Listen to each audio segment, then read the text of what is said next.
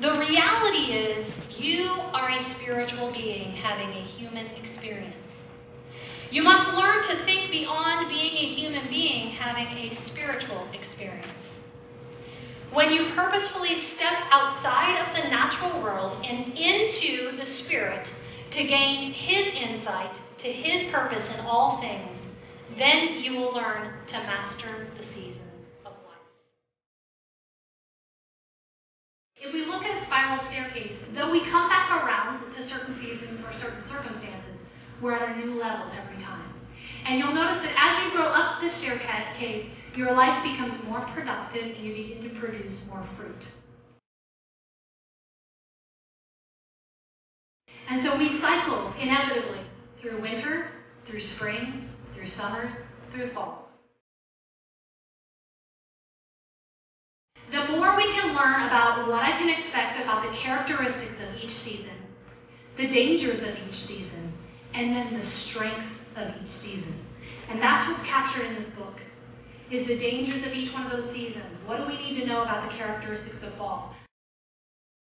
I mean, there's those times when there's like multiple paths, and there are times when you don't see any path.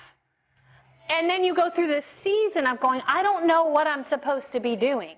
I don't know which direction I'm supposed to be turning. Sorry, I'm chuckling because the Lord gives me words for people sometimes. I don't know which way I'm supposed to be turning. And that's that winter season.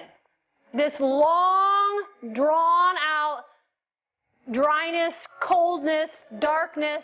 It gets darker earlier.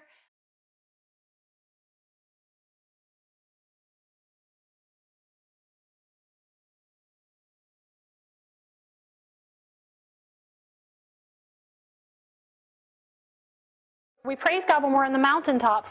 We cling to God when we're in the valleys. But when we're in the middle of just kind of the mundane, that everything's just kind of going okay, for me personally, that's when it's my most challenging time to really cling to the Lord. That it's just kind of the mundane, ordinary living. What does the world do? The world says if you're going to do it, you've got to look like us.